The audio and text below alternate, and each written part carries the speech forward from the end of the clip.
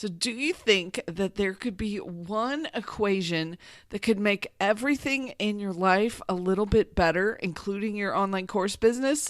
Let's talk about it today. I'm curious what you think, so let's jump in. Welcome to the Course Creators HQ podcast, helping you navigate the latest techniques for creating and marketing online courses. And now, here's your host, Julie Hood.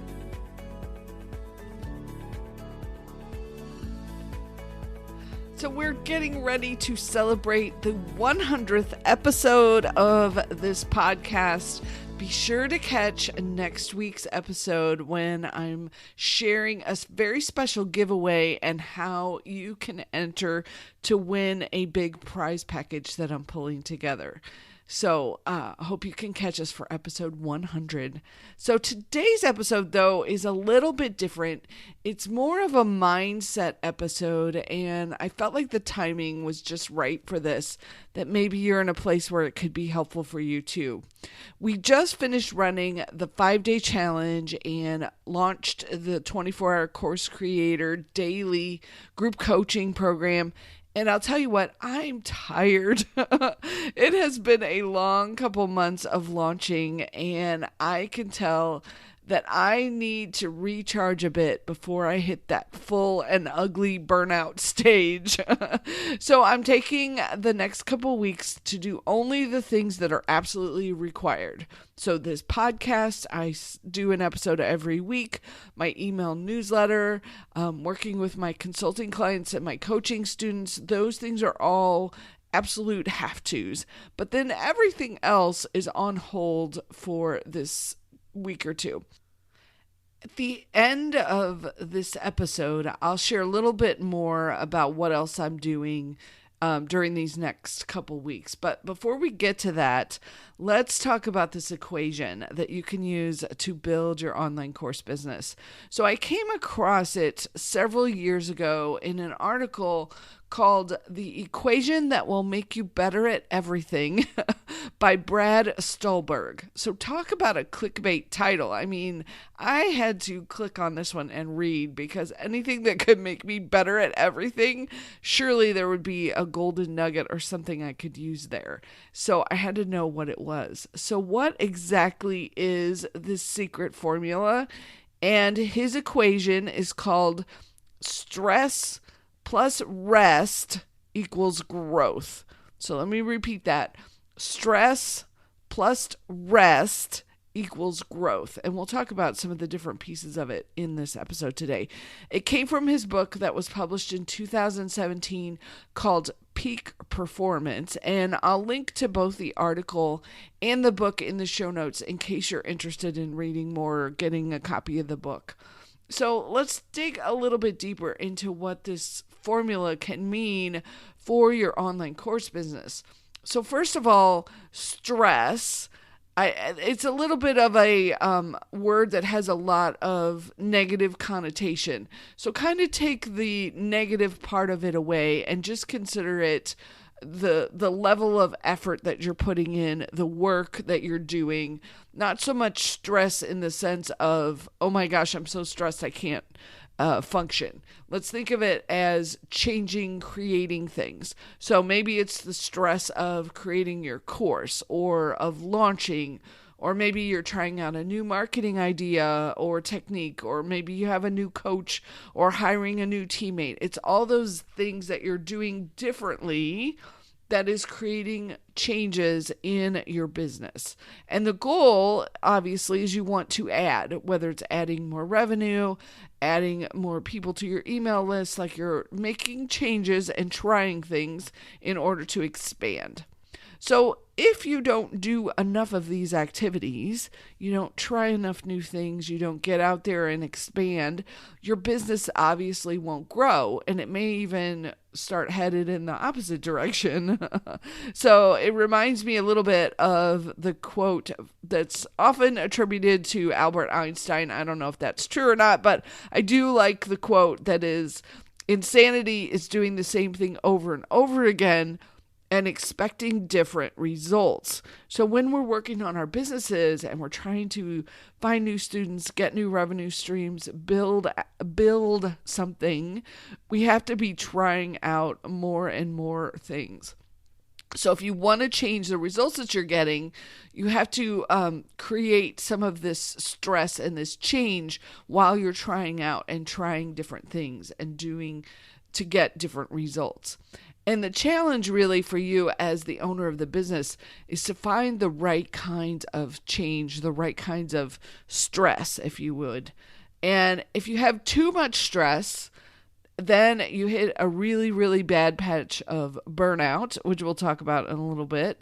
Or if you have too little stress, where you're not trying enough things, not testing out enough things, you might not grow, or you might not get that course finished. You might not take the next step that you need to. So it's really a bit of a balancing act as a business owner to figure out where you need to make changes, where you need to add those stress points. But then once you get through it, once you create that course, once you launch, then you need to throw in just enough rest to create the growth part. So that was our formula, the stress plus rest equals growth. So the rest piece of the puzzle is what recharges you. It's what gives you inspiration and new ideas and basically refills that bucket of energy that you need to run a business. So in the past, there were times when I just skipped this rest part. I just kept pushing and pushing and pushing, and that never ends well, I will tell you. Eventually, your system and your body's going to make you rest. So let's do it intentionally instead, because without resting, you might just hit this point where you stop being productive at all. Your mind and your body, they need that time to recover. So use your rest periods to do some reflection and really think about what's working, what's not working, what sounds interesting, like what are you excited about to do next, what's really intriguing. And that's the best way to use your rest period. So the author, Brad Stulberg, in his article, he gave the examples of Kodak, Blockbuster Video, and Borders Books. And what is it that they all have in common? It's that they were all so busy doing the same things the same way over and over again that they forgot that they needed to stress themselves and stress the business in order to grow. So the world around them was changing, but they were not making changes with it. And in contrast, if you think about companies like Google, and he mentioned the San Antonio Spurs, how they're constantly challenging themselves to grow in new areas and change things up. So the first question to ask yourself if you're thinking about this is, right now, am I in a state of stress or am I in a state of rest? And then determine if that's the best place for you to be. The other thing that I have noticed while growing my business is that the periods of really focused growth and stress, that really helps me set priorities. Because when I'm launching and someone asks me to do something new, I can defer it until later. Like, follow up with me later. No, I can't do it right now. I can't do that extra podcast or jump into that extra event. Launching takes priority over all the other optional activities. So, am I doing that new interview that somebody wants? Nope, needs to be later. How about cooking a huge meal for my family? Nope, pizza delivery wins that week. And so this level of focus on whatever the current activity is really helps set priorities. And I like it because it helps me make decisions. I know what's most important. But then once that stress period is over, the launch is over, the new challenge is over, all those activities that I was pushing off to later all come flooding back in. And suddenly there's no good way to set priorities on them anymore. They just creates a whole nother level, because now I've noticed, I have all of this stuff that somehow needs to happen, and nothing really takes priority. So it's really hard to decide what to do and what to focus on. So it's a whole different level of complexity at that point when I don't have that launch, that specific activity to set the priorities for me. So this is this part where overwhelm can totally take over, because there's so many options and there's all these things pulling in all these different directions. So here's how I've learned after many, many years of messing with this and trying to figure this out. Here's how I manage this part. I take a week or two and I have 3 purposes for this time period. The first one is to do what's absolutely necessary to keep everything afloat.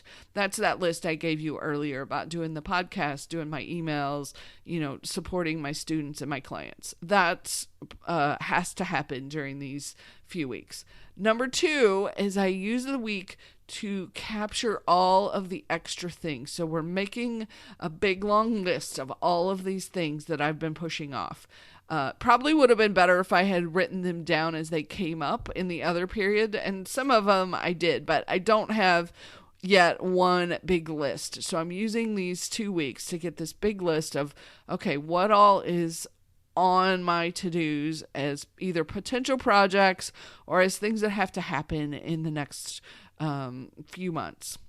And so the good thing about having this kind of rest and recovery time is it usually creates a lot of new ideas and a lot of new paths to consider, new things to think about doing.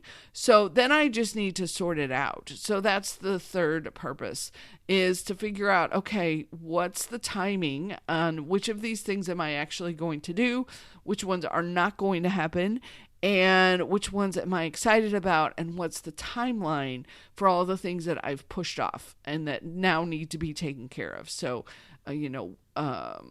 what's going to happen right now? What am I going to push off? What am I not going to do? So there you have it, the equation that can make you better at everything. According to Brad, stress plus rest equals growth. So let me know if this was a helpful exercise for you to kind of think about where you're at and which of the stages you are in. Are you in a stress stage at the moment? Are you in a rest stage at the moment? And is it working for you? I'm very curious if you like this episode and if you found a way to apply it not only to your online course business, but you can really use it in all different areas of your life. If you're curious about that, you'll want to read the full article. He talks about some other ways to apply the formula to other areas of your life. So thanks so much for listening. I hope this was interesting, fun, and intriguing, made you think, and that you enjoyed it. And make sure that you listen to episode 100 next week. I'm so excited to be hitting triple digits for the podcast, and it would not have happened without you. I'll be honest, if I had not seen people listening, I would have stopped a long, long time ago. So thank you so much for listening, for giving me the space in your earbuds every week, for following on Apple Podcast, for subscribing in your podcast app that wherever you're listening. Thank you so much for following and subscribing. That shows up in our stats and I'm able to see how it's affecting us long term. So I really appreciate you, and I hope the magic equation gave you some food for thought this week. Have a wonderful, wonderful week, and I will catch you on the next episode. Take care.